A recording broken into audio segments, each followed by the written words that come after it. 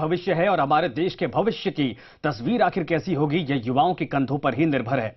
2019 में लोकसभा चुनाव को लेकर देश में काउंटडाउन शुरू हो चुका है और सभी सियासी पार्टियों की नजर युवा वोटरों पर टिकी है। ऐसे में हम नौजवानों की सियासी नब्ज को टटोलने आज अजमेर के भगवंत विश्वविद्यालय के कैंपस में युवाओं के बीच पहुंचे। हमने इन युवाओं से उनके सपने, उनकी उम्मीदों को लेकर बातचीत की। अजमेर के युवाओं ने अपने सपने, उम्मीदों और नई सरकार को लेकर बेबाकी से बात रखी। अजमेर का यंग इंडिया क्या कहता है, क्या कर रहा है, जरा इस रिपोर्ट के जरिए हम समझाते हैं आपको।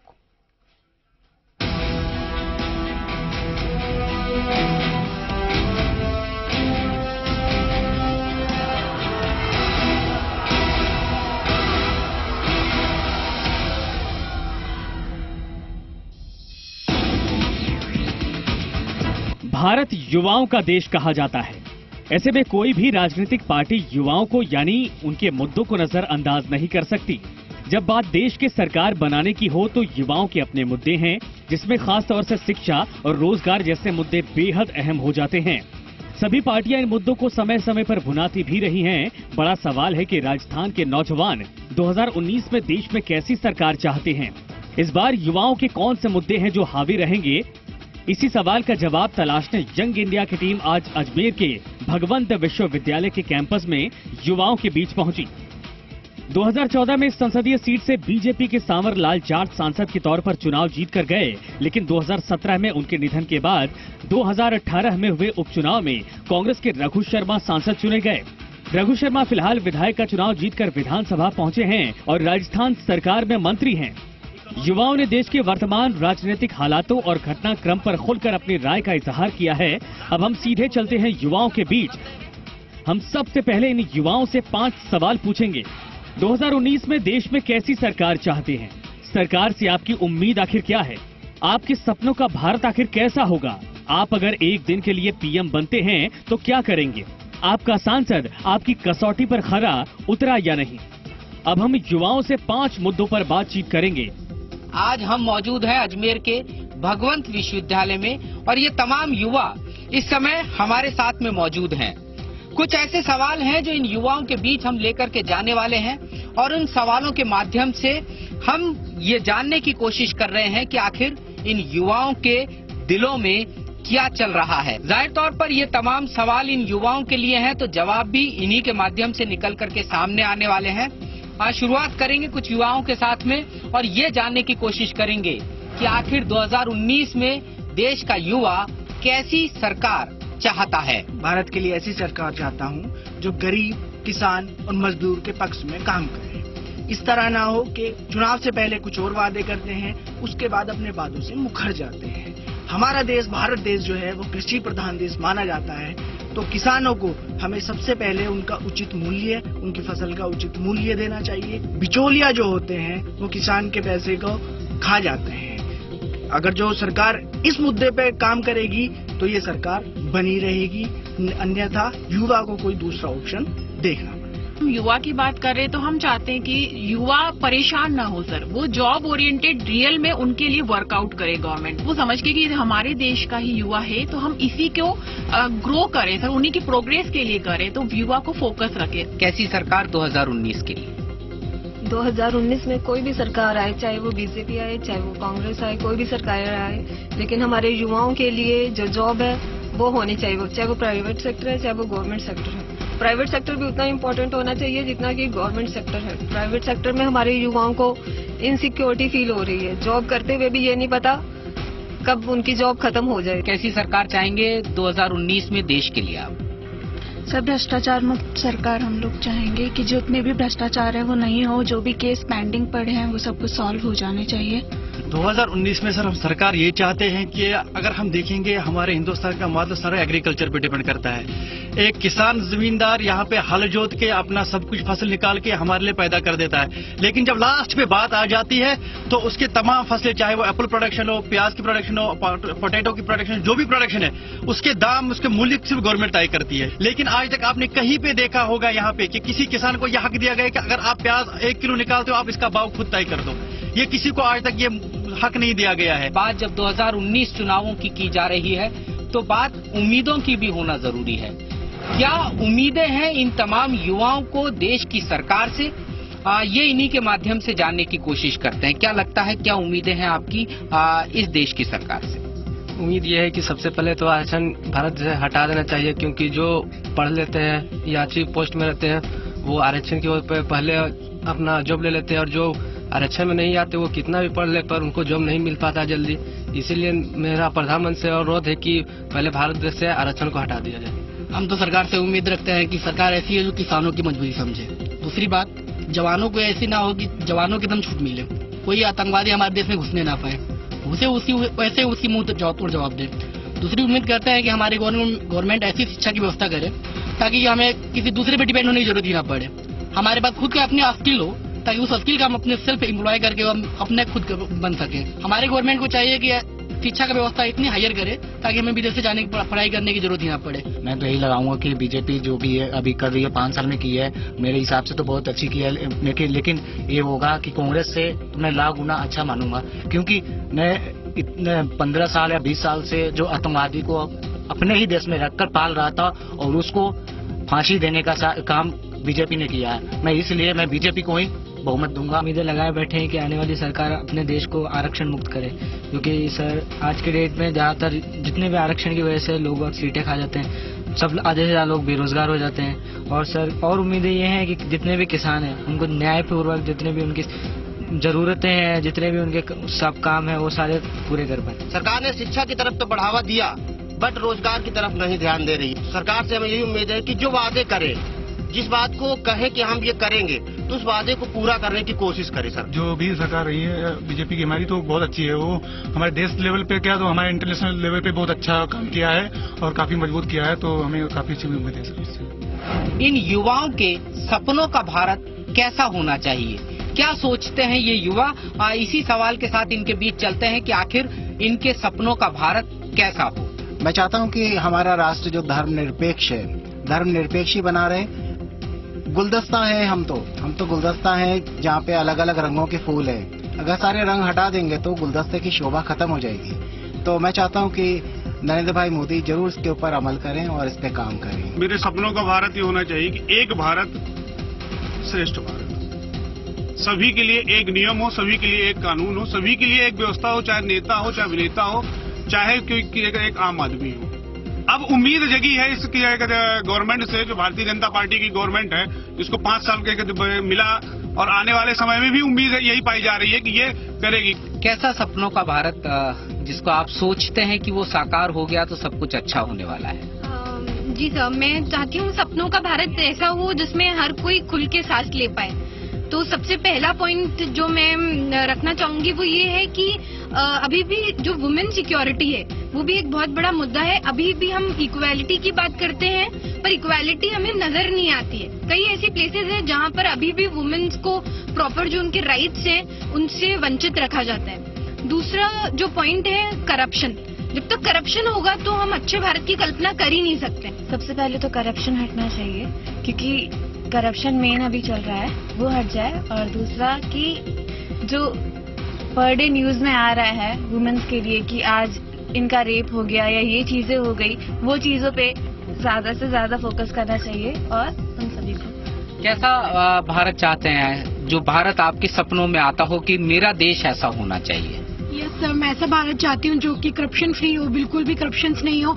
एग्जाम हो जाते हैं, रिजल्ट निकल जाता है, लेकिन जब जॉब आने की बात आती है तो वहीं पे अटक जाता है। यही वजह है कि एक सवाल लेकर के हम इन तमाम युवाओं के बीच जा रहे हैं और सवाल है कि अगर आपको एक दिन का पीएम बनाया जाए तो आप वो कौन से काम है जो करना चाहेंगे? सबसे पहले तो मैं आरक्षण को खत्म करूंगा, क्योंकि इसके चलते जितने भी जनरल वर्ग के लोग हैं ये नौकरी नहीं पा रहे हैं। इस समय 10% आरक्षण लागू किया गया जनरल के, लेकिन अभी तक ये हो नहीं पाया। सबसे पहले भ्रष्टाचार पर विशेष तौर पर इसमें ध्यान दिया जाता है, क्योंकि भ्रष्टाचार के कारण लोगों को जो जगह पर पहुंचना चाहिए लेवल पर वहाँ नहीं पहुंच पाते। दूसरी बात है उसमें किसानों के लिए विशेष जो उसका प्रोडक्ट का जो मुआवजा मिलना चाहिए, जो उसका दाम मिलना चाहिए वो नहीं मिल पाता है। कारण सरकारी रेट अच्छा से तय करें ताकि उसको अच्छा से मुनाफा हो और वो बढ़ चढ़ कर हिस्सा लें किस खेती के लिए, किसान के लिए, खेती करने के लिए। अगर एक दिन का प्रधानमंत्री आपको बनाया जाता है तो क्या करना चाहेंगे? मैं तो यही चाहूंगा कि जैसे पुरानी जो फाइलें हैं पहले पुराने फाइलों को मैं क्लियर करूंगा, ना कि मैं सोचूंगा नया वाला फाइल बनाऊं, चाहे नया काम करने का सोचूं। जब का जो सबसे करंट मुद्दा है किसान, मैं उनके लिए काम करना चाहूंगा और दूसरे आरक्षण के लिए प्राइवेट जॉब पर हम ज्यादा फोकस करें। हम सीधे तौर के ऊपर ये सवाल उनसे लेते हैं कि आखिर वो अपने सांसद के कामकाज को लेकर के क्या सोचते हैं। क्या अजमेर के सांसद इन तमाम युवाओं की उम्मीदों पर खरे उतरे हैं। माननीय रघु शर्मा जी कांग्रेस से सांसद बने, वो सांसद बनते ही सोच में लग गए थे कि मुझे आने वाले विधानसभा चुनाव में मुझे एमएलए का चुनाव लड़ना, मुझे मंत्री बनना। इसलिए उनके बनने के बाद अजमेर में कोई विकास नहीं हुआ, इसलिए कहीं न कहीं अजमेर पिछड़ा हुआ रह गया। और उनका जो काम है वो आप देखेंगे कि मतलब लोकसभा के अंदर वो जहाँ बैठते हैं वहाँ पे वो बोलते हैं और वो अपने काम गिनवाते हैं, वो जनता की आवाज उठाते हैं। दो नेता निश्चित रूप से देश की सबसे बड़ी संसद में पहुंचे, लेकिन आवाज को उठाने का काम एक ही सांसद ने किया, वो थे हमारे सांवरलाल जी जाट साहब। आज पूरे अजमेर का युवा और सभी वर्ग ये कह रहे हैं नम आंखों से कि काश सांवरलाल जी थोड़े समय और रहते, काश सांवरलाल जी थोड़े समय और रहते। क्योंकि जब से रघु शर्मा जी सांसद बने थे उसके बाद उन्होंने संसद के अंदर अजमेर की आवाज को नहीं उठाया, और अजमेर की आवाज को इसलिए नहीं उठाया क्योंकि वो जब सांसद बने तो उसके बाद उन्होंने अजमेर ही आना छोड़ दिया था। सांवरलाल जी सांसद थे, अब कह रहे हैं आप बहुत अच्छा काम था। उनके पुत्री उपचुनाव में खड़े हुए थे, काम बहुत अच्छा था, लेकिन वो हारे क्यों फिर? अगर वो हारे तो कुछ तो कमी उनके कार्य में थी। सांसद के तौर पर उनका कार्य इतना अच्छा नहीं था। रघु शर्मा जी उसके बाद सांसद बन के गए, उनके पास एक बहाना ये रह सकता है कि मेरी सरकार सेंटर में नहीं है, लेकिन उनने ये कह रहे हैं दौरा नहीं किया। उनने चुनाव जीतते ही एक दौरा किया था और उसके पश्चात भी उनने कई सवाल संसद में उठाए। अजमेर का प्रतिनिधित्व सांवरलाल जी जाट ने बहुत अच्छा किया था, उनके कार्यकाल में बहुत विकास हुआ। उसके बाद उनका स्वर्गवास होने के बाद जब रघु शर्मा यहाँ से सांसद बने तो रघु शर्मा ने ब्राह्मण वोट बैंक को देखते हुए उन्होंने यही सोचा कि मेरे को नेक्स्ट टाइम मुख्यमंत्री बनना है, और उन्होंने राजस्थान की सूद नहीं ली। वो सूद आज भी नहीं ले रहे। चिकित्सा के अंदर देख लो, डॉक्टरों की छुट्टियां उन्होंने रद्द की थी, लेकिन डॉक्टर छुट्टी पे चले गए, उनका कहना नहीं माना। मैं यही कहना चाहूंगा, सांवरलाल जाट जी ने भी बहुत काम करवाया और रघु शर्मा जी ने भी बहुत काम करवाया, लेकिन जो पिछड़े हुए गाँव है उसमें किसी ने भी काम नहीं करवाया। इकोनॉमिक आधार पर कर्ज माफी करनी चाहिए, ना कि ये कि हम हर किसी का कर्ज माफ कर दें। इन बच्चों को तो पहले बताओ, जब पढ़ाई के समय तो पढ़ते क्या है, पढ़ने के कोई स्किल तो टेक्निक सीखेंगे नहीं, उसके बाद में कहेंगे बेरोजगारी बेरोजगारी। जनता ने नेतृत्व दिया है कि आप भारत को विश्व लेवल पे लेके जाइए। राम मंदिर के मुद्दे में बीजेपी का फंसना तय है, और राफेल के मुद्दे को विपक्ष इस वजह से उठाएगा ताकि वो सरकार को भ्रष्टाचार पे घेर सके।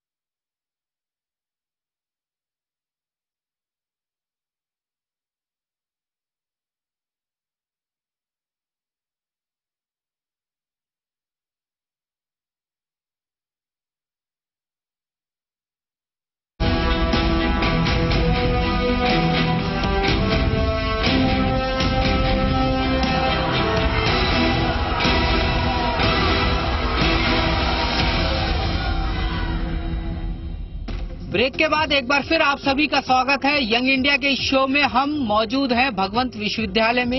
इन युवाओं के पास 5 बड़े सवालों के साथ हम जाने वाले हैं। और सबसे पहला सवाल कि क्या किसी भी तरह की कर्ज माफी जायज है? क्या लगता है, कर्ज माफी जायज है? नहीं, कर्ज माफी बिल्कुल भी जायज नहीं है। लेकिन हाँ, अगर कर्ज माफी इकोनॉमिक कंडीशन के हिसाब से देखी जाए, आर्थिक व्यवस्था के आधार पर देखी जाए कि हो सकता है कोई इस तरह से मजबूर लाचार या इंसान हो सकता है, कोई व्यक्ति हो सकता है जिसको कर्ज माफी की जरूरत हो सकती है, तो उसको इकोनॉमिक आधार पर कर्ज माफी करनी चाहिए, ना कि ये कि हम हर किसी का कर्ज माफ कर दें। जी, मुझे लगता है कि कर्ज माफी होनी चाहिए, क्योंकि उससे थोड़ा किसानों को प्रोत्साहन मिलता है और कहीं ना कहीं उनको अच्छा है कि अपना खाद बीज के लिए वो ले सकते हैं अपना। जिन किसानों जैसे कुछ गरीब हैं तो अपना नहीं कुछ खरीद पाते हैं यंत्र वगैरह, या कहीं खाद भी अच्छे से नहीं प्रोवाइड हो पाती उनको, तो वो कर्ज लेकर अच्छे से अपना कर सकते हैं, विकास कर सकते हैं, तो ये जरूरी है। वैसे तो नहीं सर, कर्ज माफी जायज नहीं है, इसलिए कि क्योंकि कर्ज माफ करने का मतलब है, वो किसी का भी कर्ज हो, चाहे किसानों का हो या बिजनेसमैन का हो, कर्ज माफ करने का मतलब है कि आप सामने वाले व्यक्ति को अपंग बना रहे हैं, उसको बैसाखी दे रहे हैं, और इससे वो गलत बुरी चीजें हो जाती हैं। आप किसानों को इतना सक्षम करिए, इतना मजबूत करिए कि उसको कर्ज लेने की जरूरत ही ना पड़े। सर ने अभी कहा कि हम चाहते हैं कि हमारे देश का किसान इतना समृद्ध बन जाए कि उसे कर्ज लेने की जरूरत ही ना पड़े। बिल्कुल मैं भी यही चाहता हूँ, कर्ज लेने की जरूरत ही ना पड़े। पर किसान समृद्ध है क्या? आज के तारीख में किसान समृद्ध नहीं है। ये आप कोशिशें कर सकते हैं, योजनाएं बना सकते हैं कि भाई हम ऐसा किसान को मजबूत कर दें कि कर्ज की जरूरत न पड़े। अब यदि किसानों को मजबूत किया जाएगा तो निश्चित रूप से किसानों को कभी आवश्यकता ही नहीं पड़ेगी। उनके उर्वरकों को अच्छा किया जाए, उनके जो न्यूनतम समर्थन मूल्य उसको यदि बढ़ाया जाए, तो जब किसान अपने आप में सक्षम हो जाएगा तो उसको कर्ज की आवश्यकता ही नहीं पड़ेगी। मैं पूछना चाह रहा हूँ, जब आप उस तरफ जाएं तो पूछिएगा कि इस देश में जो कॉर्पोरेट कर्ज नहीं, कॉर्पोरेट कर्ज का केवल टैक्स माफ होता है, वो मेरे देश के किसान के कर्ज से ज्यादा बैठ जाता है, तो उसको ये जायज बता सकते हैं, तो मेरे किसान की कर्ज माफी को ये कैसे नाजायज बता रहे हैं? दूसरी बात ये कह रहे हैं कि नीरव मोदी दूसरी बात वहां से आवाज उठी कि भाई वहां से जो भाई आपने भी पूछा कि जो लोग पैसा लेकर बाहर गए, अरे पैसा दिया तो कांग्रेस के काल में था, लेकिन भगाया तो इनने। सर, कर्ज माफी होना चाहिए किसान का, इसमें कोई मतलब नाजायज बात नहीं है, ठीक है। और दूसरी बात मैं मोदी जी से इतना पूछना चाहता हूँ कि जब वो कुछ साल पहले जीएसटी का विरोध कर रहे थे, तो वो सरकार में आने के बाद फिर तुरंत क्यों जीएसटी को लागू किए? जिन तमाम लोगों को आरक्षण की जरूरत थी, क्या उनको मिला है? और आरक्षण को लेकर के ये युवा किस सोच के साथ यहाँ बैठे हैं, वो भी जानने की कोशिश करेंगे। सर, आरक्षण के बारे में तो मैं ये सोचता हूँ कि आरक्षण देने का मतलब है कि सामने वाले को विकलांग कर देना, और अगर आप अगर सामने वाले को विकलांग करना चाहते हैं तो आरक्षण दें। हाँ, रही बात हमारे देश की जैसी अर्थव्यवस्था है, तो अर्थव्यवस्था के आधार पर, आर्थिक आधार पर आरक्षण देना चाहिए। बिल्कुल, ये पहला कदम है मोदी जी का, इन्होंने पहला कदम उठाया आर्थिक आधार पर आरक्षण देने का, और देश में जैसे जैसे आगे समय परिवर्तन होता रहेगा इस ओर आगे कदम बढ़ेंगे। एक तरफ कांग्रेस सरकार जब 3 तलाक बिल लेके आती है बीजेपी, तो राज्यसभा के अंदर उस बिल को फेल कराने के लिए विपक्ष से मतदान करती है, और यहाँ पे जब ये बिल आया है तो कांग्रेस ने आर्थिक आधार क्यों समर्थन किया? जब ये गलत है तो क्यों कांग्रेस के समर्थन में अगर गलत है तो जवाब दे इसका। आरक्षण किसी कैटेगरी वाइज नहीं होना चाहिए। आरक्षण जो होना चाहिए केवल उनको मिलना चाहिए जो केवल प्रत्यक्ष रूप से गरीब हैं। जो प्रत्यक्ष रूप से गरीब हैं उन्हीं को आरक्षण मिलना चाहिए। रही बात सवर्णों की, SC ST की, उस बेस पे अगर जो ऐसा चलेगा तो बीजेपी की सरकार में ये जितने भी स्वर्ण हैं, जितने भी इनकी इकोनॉमी अच्छी है, ये तो 50,000 से कम का आय प्रमाण पत्र कहीं से ही बनवा के ला करके पेश कर देंगे। यही गरीब होता जाएगा, अमीर और ज्यादा अमीर होता जाएगा। सर देखिए, ऐसा है कि इस मुद्दे पर कांग्रेस ने भी समर्थन राज्यसभा में भी किया है और लोकसभा में भी किया है, दोनों जगह समर्थन किया है। लेकिन आप इनकी पॉलिसी देखिए, 8 लाख रुपए कमाने वाला कौन सा गरीब मेरे देश में पैदा हो गया? आप अगर आर्थिक आधार पर आरक्षण दे रहे तो आपकी पॉलिसी में तो 8 लाख रुपए, मैं तो नहीं मानता 8 लाख रुपए कमाने वाला गरीब स्थिति से नीचे।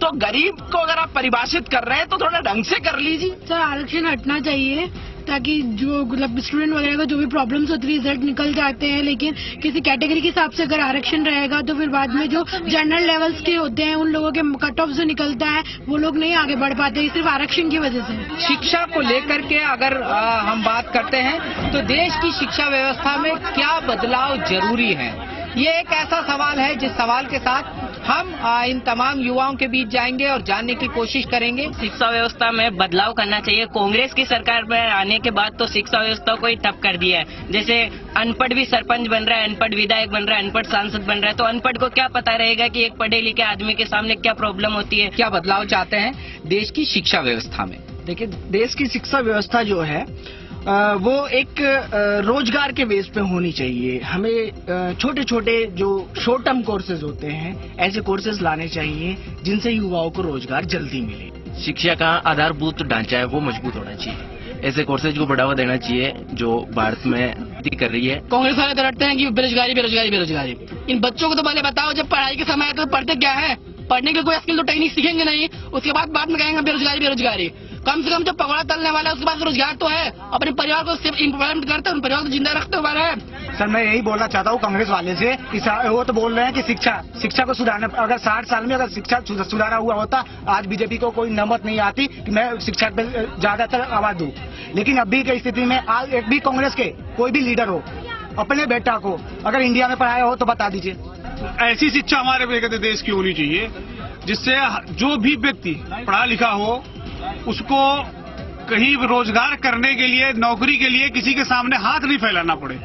वो स्वयं इतना शिक्षित हो जाए, इतना सक्षम हो जाए कि वो अपना खुद का व्यवसाय कर सके, खुद का रोजगार कर सके। सर ने कहा कि शिक्षा जो है रोजगार परख होनी चाहिए, तो इस बात से बिल्कुल सहमत है, लेकिन ये कैसे होनी चाहिए मैं उस बारे में थोड़ा सा कहना चाहूंगा कि सरकार उस बात पे ध्यान दे, क्योंकि आजकल की जो शिक्षा है जो हमारी बहुत ही लेंथी प्रोसेस में है, ठीक है, जो कि सिर्फ टाइम वेस्टिंग है, युवाओं को मजबूत नहीं बना रही बल्कि वो सिर्फ उनको कचरे में फंसाती जा रही है। इस बार कौन सा मुद्दा सबसे ज्यादा प्रभावी रहने वाला है, इसी सवाल के साथ इन युवाओं के पास चलते हैं और जानने की कोशिश करते हैं। क्या लगता है इस बार 2019 में कौन सा ऐसा मुद्दा होगा जो सबसे ज्यादा प्रभावी होगा? 2019 में 4-5 मुद्दे जो सबसे प्रभावी रहने वाले हैं। प्रथम मुद्दा कि पूरे देश के अंदर गांव स्तर तक मोदी जी आने के बाद सड़क योजना का बहुत अच्छे तरीके से काम हुआ है देश में। प्राइवेट सेक्टर के अंदर स्किल डेवलपमेंट के अंतर्गत युवाओं को रोजगार का अवसर मिला है। इस बार जो 2019 का चुनाव है वो कांग्रेस के झूठ के विरोध में लोग वोट करेंगे, क्योंकि जो कर्ज माफी की बात कही थी वो अभी तक नहीं हुई, उसके विरोध में राफेल का जो झूठ लोगों के सच सामने आ चुका है उसके लिए लोग वोट करेंगे। भ्रष्टाचार के खिलाफ जो सरकार मोदी जी की रही है उसके पक्ष में लोग मत करेंगे, सर्जिकल स्ट्राइक के पक्ष में लोग मत करेंगे। तो कहीं ना कहीं जो सरकार है उसके सकारात्मक कार्यों के आधार पर लोग पक्ष वोट करेंगे। बीजेपी ने 5 वादे किए, पहला राम मंदिर, दूसरा मेक इन इंडिया, तीसरा स्किल इंडिया, उसके बाद बेरोजगारी और उसके बाद रोजगार। इस 5 में से अगर कोई एक भी बीजेपी ने पूरा किया होता तो हम मानते हैं कि उसके अभ्यर्थी में वोट दे सकते थे, लेकिन इसमें 5 में से एक भी ऐसा कोई है जो वोट नहीं किया। आरक्षण का जो मुद्दा इस बार इन्होंने उठाया है उसमें 95% जनसंख्या कवर है, उसको बीजेपी जोरों शोरों से उठाएगी, ये बिल्कुल कंफर्म है। राम मंदिर के मुद्दे में बीजेपी का फंसना तय है और राफेल के मुद्दे को विपक्ष इस वजह से उठाएगा ताकि वो सरकार को भ्रष्टाचार पे घेर सके। चुनाव के अंदर जो इस बार है, एक तो राम वाला मुद्दे पे वैसे ही सरकार फंसी हुई है जो इन्होंने भाई ने बताया था, और सबसे बड़ी बात जो राफेल वाली जो दासोल एसोसिएशन के साथ में जो करार करके अनिल मुकेश अंबानी कंपनी को जो इन्होंने दिया है उसके अंदर ये जरूर फंसेंगे और इसके अंदर फंसे हुए हैं। और राम जन्मभूमि वाले में तो ये बिल्कुल फंसे हुए हैं। राम मंदिर मुद्दा रहेगा और लोग, हाँ मैं मानता हूँ लोग इधर उधर होंगे, थोड़े से होंगे, लेकिन अगर लोगों में असलियत होगी तो इस बार बीजेपी नहीं आएगी। और अगर लोगों में असलियत होगी तो इस बार बीजेपी नहीं आएगी। जो बहाता खून उसके दूर तक छींटे गए, कल अदालत में पुनः श्री राम जी घसीटे गए। जज ने बोला है प्रभु हमको क्षमा चाहिए, आप नाम जज हुए हैं कटघरे में आइए। बीजेपी के तो एक ही मुद्दे है राम मंदिर, बस वही है, अच्छे दिन आने वाले हैं। हर 5 साल में सरकार को बदल दिया जाना कैसी परिपाटी है? क्या यह परिपाटी उचित है? क्या लगता है हर 5 साल में सरकार को बदला जाना उचित परिपाटी है? जी सर, ये बहुत उचित परिपाटी है, क्योंकि इस तरह से किसी भी सरकार को ये गुरूर नहीं होना चाहिए कि हम जनता पे राज कर सकते हैं, क्योंकि जनता उन्हें अपने लिए चुनती है, अपनी सेवा के लिए चुनती है, ना कि अपने पर राज चलाने के लिए चुनती है। हर 5 साल में सरकार बदल देना चाहिए ताकि अपनी इच्छा चुनकर उनको अपने तरीके से काम करवा लेना चाहिए। क्या कहना चाहेंगे, हर 5 साल में सरकार को बदला जाना जरूरी है, उचित परिपाटी है ये? हाँ, चेंज हर 5 साल में तो सरकारें चेंज होनी चाहिए, क्योंकि उनको फिर एक घमंड नहीं होना चाहिए, उन पर राज न कर सके, उन पर कोई दबाव न डाल सके, इसलिए जनता को या सरकार को हर 5 साल में चेंज करना चाहिए। मैं मानता हूँ कि विपक्ष मजबूत हो, और विपक्ष मजबूत कैसे होगा जब कांग्रेस विपक्ष में रहेगी। क्या लगता है हर 5 साल में सरकार को बदल दिया जाना एक अच्छी परंपरा है? जी बिल्कुल, अगर अब वो काम नहीं कर पा रही जो उन्होंने बोला जैसा वैसा अगर वो नहीं कर पा रहे हैं तब तो जरूरी है सरकार बदलना। बट अगर वो उस पे काम कर रहे हैं तो 5 साल का टाइम बहुत ज्यादा तो नहीं होता है, अगर वो उस पे काम कर रहे हैं तो उनको मौका देना चाहिए। यंग इंडिया के इस कार्यक्रम के माध्यम से देश के युवाओं की नब्ज को टटोलने की कोशिश करते हैं। ये कारवां लगातार जारी रहेगा।